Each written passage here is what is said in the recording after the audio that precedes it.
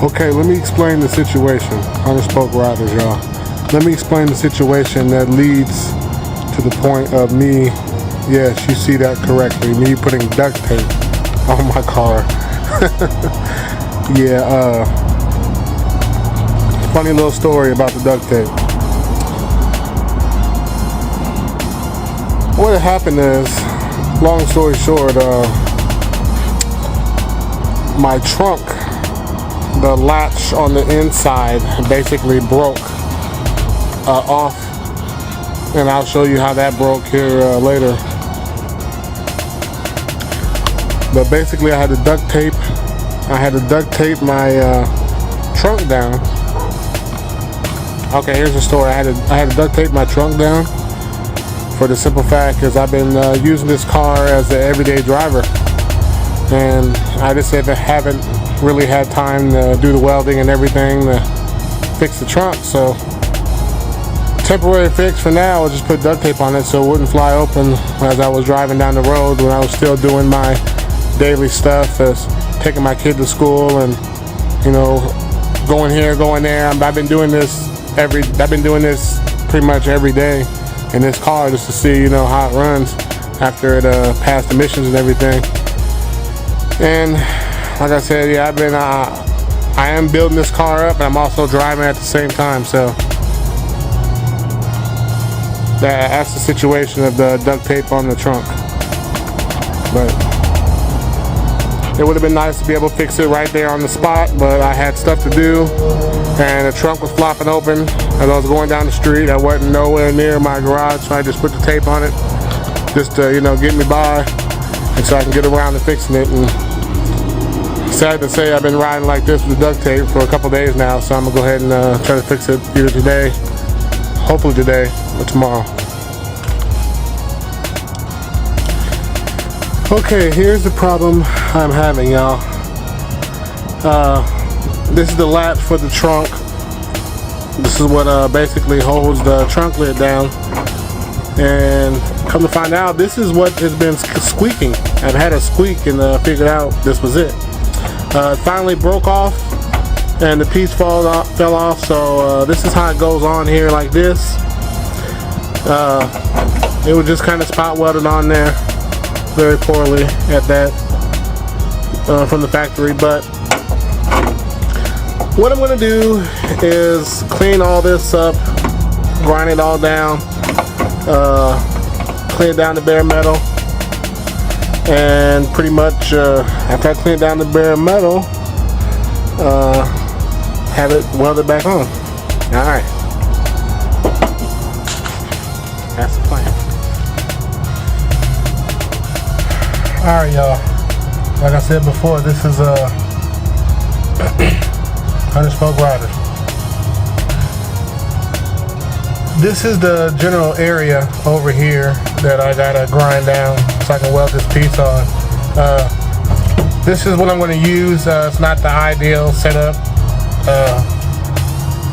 but I just kind of had to rig something up to make it work, because the grinder we got, the small grinder we got with the 90-degree bend, is kind of messed up right now. So I just put this pad on this one, and this is what I'm going to use to make it happen.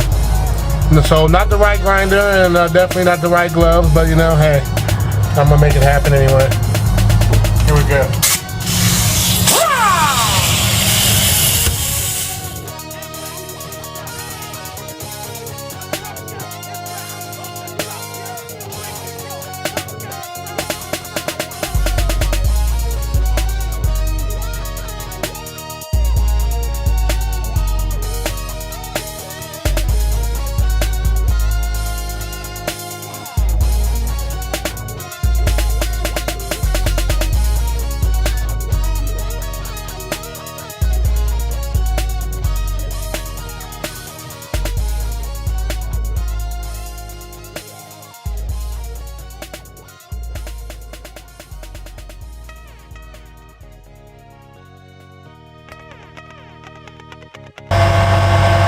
Pretty much it as far as the grinding goes. This piece here, I'm gonna take it over on the table in the vise and grind down the bottom.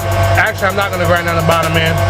I'm just going to grind down the top end, and I'm going to grind down the edges, and I'm going to grind a little bit of the bottom, but everywhere where the spot welds broke, I'm going to leave that on there kind of like a guide, so I know exactly to put it in the exact same spot. Even after I grind this, I didn't really mark that or anything. So that's the plan. Yeah, because I'm not gonna weld it from the bottom like they did. I'm just gonna weld it from the top and just put a few spot welds around it. So I don't need to grind that down perfectly flat. I'll just use these little tabs. Well, this is pretty much what's going on here. Got all that grinded down, as you can see. I didn't film the part of me grinding this piece on the vise because it was dark and the air compressor kept kicking on. It was loud, so I didn't film that part. But this is pretty much how I grinded it. I grinded it right here. Them little dots are where the factory spot welds were. That's just another thing I'm gonna use as a guide, just so I can line it up straight. And I did grind like a little bit of the backside just so there's no problem with the weld catching. And that pretty much goes on there, pretty much just like that. Yeah, that'll go on there like that, and we'll weld it on. I'll spot weld it in a couple spots just to hold it in, and I'll probably beat the tabs in with the hammer a little bit and kind of, you know, shape it and get it lined up so the trunk shuts and locks right. So that's pretty much the plan right there. I'll pick this back up once the welding begins. I'm not going to do the welding. I'll let my brother do the welding. My younger brother, he welds way better than I can. And since we're so close to the gas tank, you know, and if I welded, I'd probably blow through a bunch of times. And there is like a little precaution I'm going to take because the gas tank filling that goes right underneath there.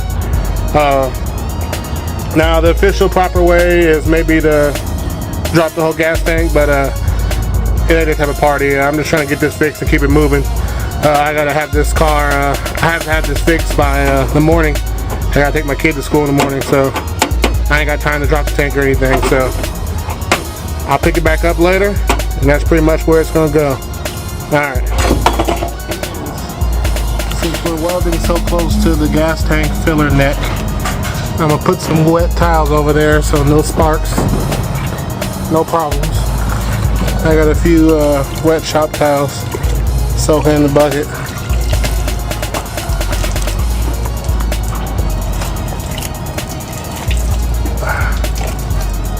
Just shove that in there like so. And then you got less of a chance of, I guess, catching your damn car on fire. Oh, what the hell? Alright, there we go. So I'm gonna put a couple more on there and then we're ready to be welding here in a second.